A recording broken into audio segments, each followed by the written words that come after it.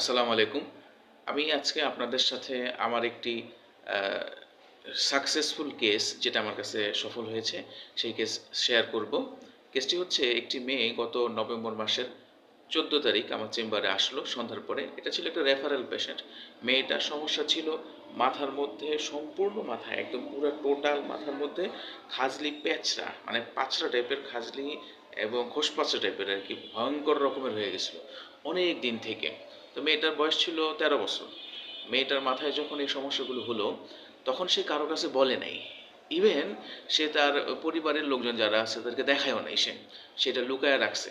রাখতে একটা পর্যায়ে মাথার প্রত্যেকটা জায়গার মধ্যে যখন একদম গন্ধ বের হয়ে গেল, তখন সবাই জিজ্ঞেস করলো যে, "তোর মাথা থেকে গন্ধ আসতেছে, কারণটা কি দেখি?"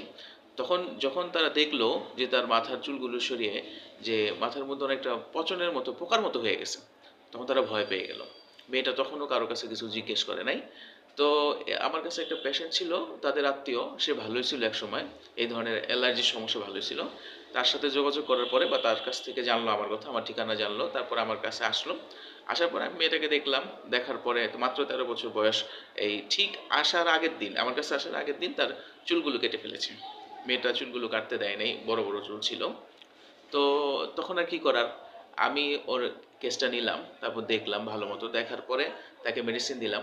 মজার ব্যাপার হচ্ছে ঠিক পরের দিন, একদম ১৫ তারিখ, নভেম্বরের ১৫ তারিখ হবে, হ্যাঁ, সন্ধ্যাবেলা আরও ২ জন পেশেন্ট, তার বোন এবং তার বোনের ছেলে এবং আরেকটা বোন, টোটাল ৩ জন পেশেন্ট আমার চেম্বারে উপস্থিত।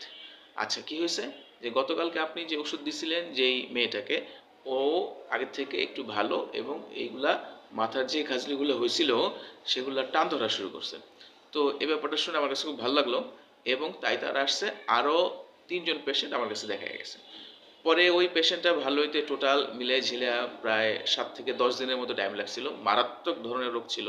সে কোনো ওষুধও খাইতে চাইতেছিল না এবং সে কোনো ট্রিটমেন্ট নেয়ার জন্য কাউকে বলতেছিলও না। কিন্তু পরিবার দেখে আমার কাছে নিয়ে আসছে এবং আল্লাহর রহমতে ভালো হইছে। তো এই ধরনের অনেক কেস অনেক সময় আমাদের কাছে ঘটে যায়। কিন্তু সবসময় যে এত শর্ট টাইমের মধ্যে ভালো হয়ে যাবে ব্যাপারটা তা না। মাঝে, মাঝে একটু টাইম লাগে। হুম?